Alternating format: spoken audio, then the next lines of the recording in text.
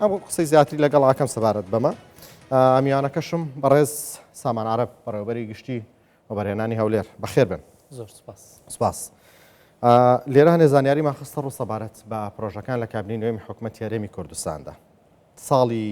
2023 154 پرۆژە مۆڵەتیان پێدراوە، سەرمایەکەیان 4 ملیار و 300 میلیۆن دلار بووە، وایە؟ بەڵێ. ساڵی 2024 چی کرا؟ زۆر سپاس بە ناوی خوای گەورە میهرەبان. دیارە ئێمە دوای کابینەی نوێمی حکوومەتی هەرێمی کوردستان کە لە 2019 لە مانجی حافت دەست بەکار بوو، یەکەم کار کە دەستەی وەبەرهێنان کردی ئێلانکردنی پلانی وەبەرهێنانە. ئەو پلانە خۆی لە پلانی سەرجەم وەزارەتەکانی حکوومەتی هەرێمی کوردستان درا و پلانی 10 ساڵە بوو کە پلانشی دەتوانین بڵێن تا حدێک درێژ خایەن بوو. بەپێی ئەو پلانە کۆمەڵێک فرەس و کۆمەڵێک پرۆژە خرا بەردەمی وەبەرهێنەران. پێشتر وەبەرهێنەر بەخۆی پرۆژەی پێشکەشە کرد، بەڵام دوای کارنامەی حکوومەتی هەرێمی کوردستان کە لە پەرلەمانی کوردستان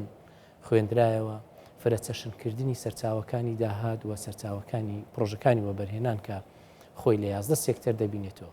ئەو داتایانەی کە بە ڕێزت باست کرد جێبەجێکردنی تەواوی ئەو پلانە بووە کە بە پلانی وەبەرهێنان بە 20 ناوەزەت کرا کە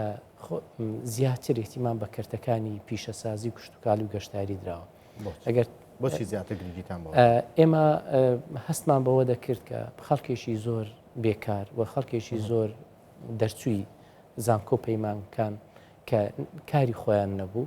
و زۆری ئەو پرۆژانەی کە ئێمە مۆڵەتمان پێداون چ لەسەر ئاستی هەرێمی کوردستان و ئاستی هەولێر دەبینین زۆرترین هەلی کاریان ڕەخساندووە کە ئەوە خۆی لە خۆیدا یەکێک بلو ئامانجانەی کە لە کارنامەی حکوومەتی هەرێمی کوردستان داهات بوو. زائیدەن وەگەڕخستنی سەرمایه‌گوزاری لە سێکتەرەکانی ترکە پێویستی بە ژێرخانی ئابووری هەرێمی کوردستان هەیە.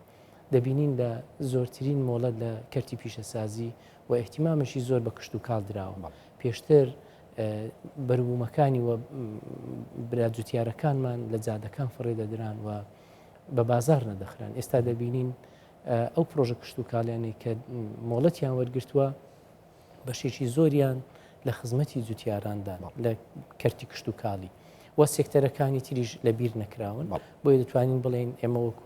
سنووری پارێزگای هەولێر 100 تا 125 پرۆژەکانمان زیادی کردووە لەگە بە مقارنەتەن بە ساڵی 2023. یان دەتوانین بڵێن ساڵی 2024 ساڵێکی پڕدەستکەوتی وەبەرهێنان بووە. ئەگەر وا بۆ چەند پرۆژە کراوە سەرمایان چەند بوو؟ بێگومان ئێستا چەند پرۆژە مۆڵەتی پێدراوە؟ لە سنووری پارێزگای هەولێر 198 مۆڵەتی وەبەرهێنانمان هەیە بە سەرمایەی 2 ملیار و 75 میلیۆن دلار کە خۆشببختین بەوەی کە زۆرترین سەرمایه‌گوزاری لە سنووری پارێزگای هەولێر کراوە کە سەرمایه‌گوزاری لە پرۆژەکانی وەبەرهێنان لە هەولێر 45 میلیارد دلاری تێپەڕاندووە و ئەو 45 میلیارش دەتوانین بڵێن لەسەر تەواوی سێکتەرەکانی وەبەرهێنان کە لە مادەی 2 لە یاساکە هاتووە 11 سێکتەر لە خۆ دەگرێت و زیاتریش دڵخۆشین بەوەی بەپێی ئەو پلانە وەبەرهێنەرمان ئاراستە کردووە لە تەواوی سێکتەرەکان کە پێویستی ئەمڕۆی هەرێمی کوردستانن سەرمایەکانیان لەو سێکتەرانە خەرج کردووە. راپۆرتێکمان هەبوو لەبارەوەی کە لە سنووری پارێزگای هەولێر زۆرترین پرۆژە بۆ بنەسڵاوە بۆ ئێمە نەکتەنها بنەسڵاوە بەشێکی گەزمان هەمووی گرنگی پێدراوە بەڵام بێ لەسەر بنەمای کەم گەشە سندوی ناوچەکان کارتان کرد. بەڵێ بێگومان بەپێی دوایین بڕیاری ئەنجومەنی وەزیران و خودی جەنابی سەرۆکی حکوومەت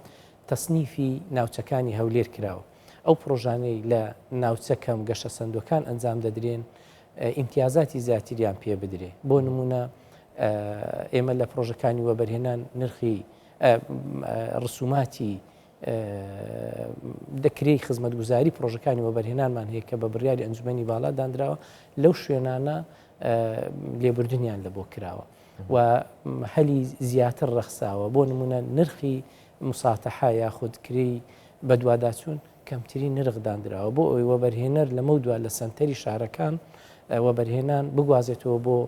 دەرەوەی شارەکان لە قەزا و ناحیەکان لە گوندەکان ئێمە تەجروبەمان هەیە چەندین پرۆژەمان لەو شوێنە دوورە دەستەکان کە ئێستا خۆشببختین لەوەی یەکێک لەو پرۆژە گرنگانەکە لە منتیقی مێرگە سۆرداندرا ئەو هەدەفەی کە ئێمە ئامادەمان کردبوو کە نیازمان بوو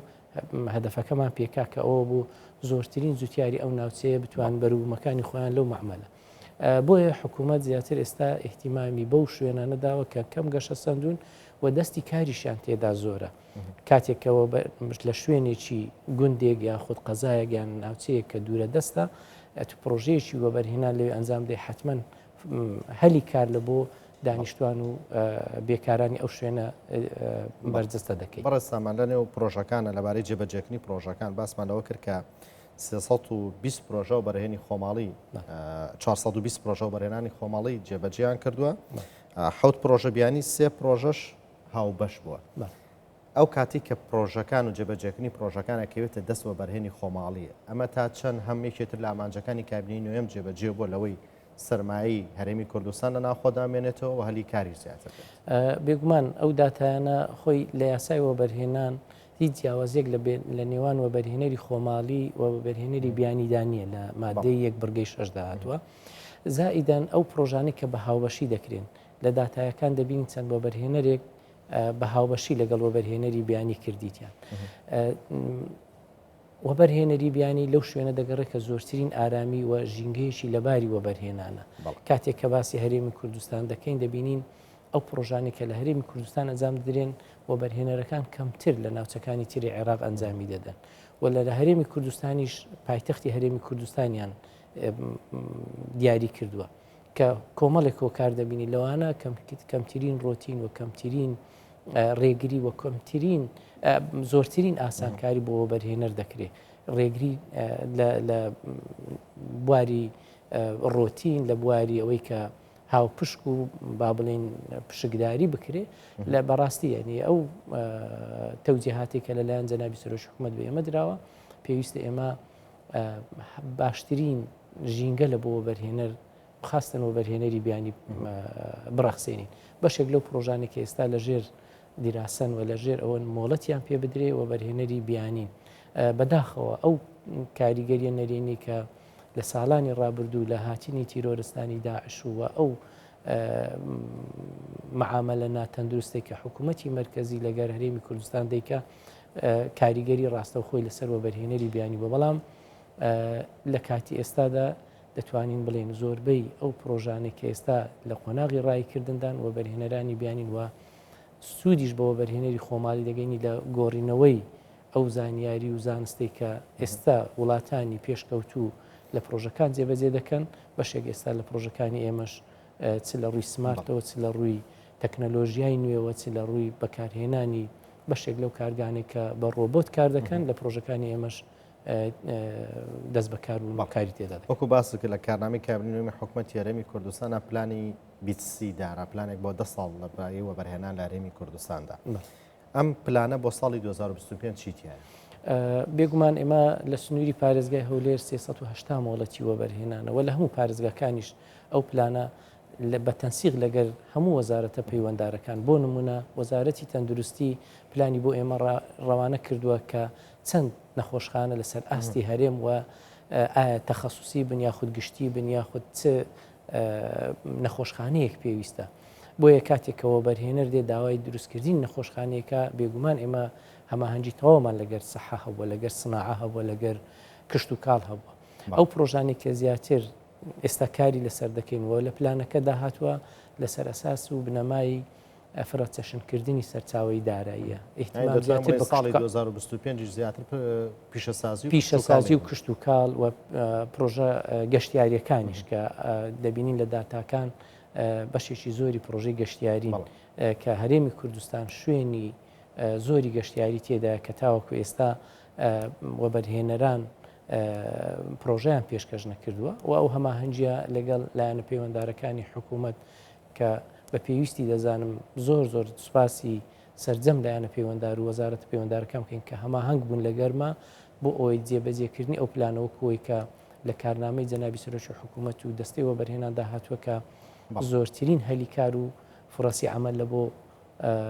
دەرچوان و هاوڵاتیانی هەرێمی کوردستان بەرجەستە بکەین و دوایین ڕێنماییش کە لە مەرجمانداناوە لە سەرسەرجەمەوە بەرهێنەران کە دەبێت 1970 کرێکارانی ئەو پرۆژانە خەڵکی خۆمان بن و ماوەی ساڵێک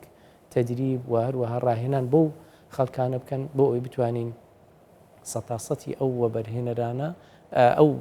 فڕەت کرێکارانە لەلایەن وەبەرهێنان کار دەکەن خەڵکی خۆماڵی و خەڵکی کوردستان بن. بەڕێز سامان عەرەب بەڕێوەبەری گشتی و بەرهێنانی هەولێر لە ستودیۆ ئامادە بن. زۆر سپاس بۆ ڕوونکردنەوەکانتان بەخێرات. زۆر سپاس.